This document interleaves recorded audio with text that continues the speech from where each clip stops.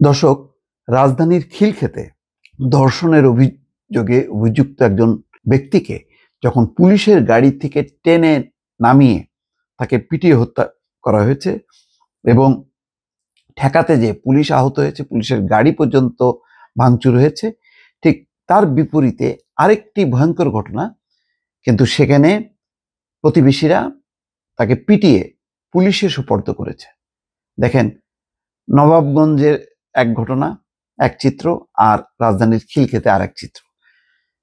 নবাবগঞ্জের ঘটনাটা কিন্তু আরো ভয়ঙ্কর।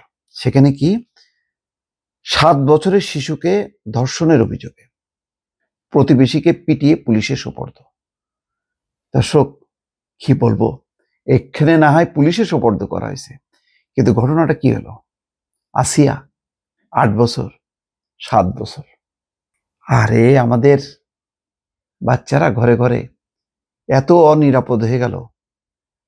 ঢাকার নবাবগঞ্জ উপজেলায় 7 বছরের এক শিশুকে ধর্ষণের অভিযোগে প্রতিবেশী এক ব্যক্তিকে পিটিয়ে পুলিশে দিয়েছেন স্থানীয় বাসিন্দারা। মঙ্গলবার বিকেলে উপজেলার কোলাইল ইউনিয়নের একটি গ্রামে এই ঘটনা ঘটে। গুরুতর আহত অবস্থায় শিশুটিকে ঢাকা মেডিকেল কলেজ হাসপাতালে ভর্তি করা হয়েছে। স্থানীয় লোকজন বলছেন, মঙ্গলবার বিকেল 5টায় ওই শিশু বাসায় একা ছিল। এ সময় প্রতিবেশী সিএনজি চালিত অটোরিকশা চালক, বয়স 45, মেয়েটিকে গোসলখানায় নিয়ে ধর্ষণ করে পালিয়ে যায়। আল্লাহ মাফ করুক।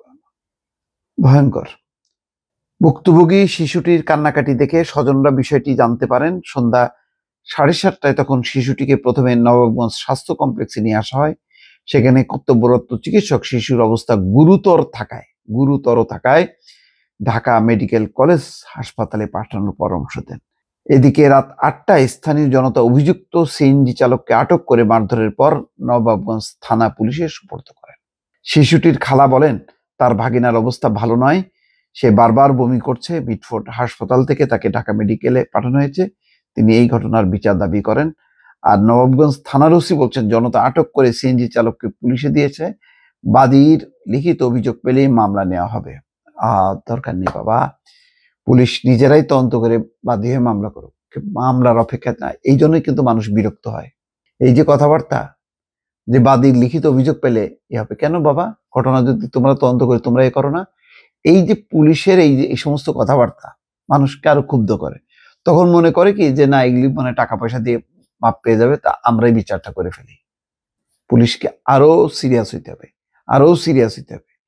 মানুষকে আরো সচেতন হইতে হবে, ঘরে ঘরে প্রতিরোধ গড়ে তুলতে হবে। আল্লাহ জানেন না আমি এটা কিভাবে এটা সম্পন্ন হবে, কিন্তু আমাদের বাচ্চাদেরকে, নারীদেরকে বাঁচাতে হবে, রক্ষা করতে হবে।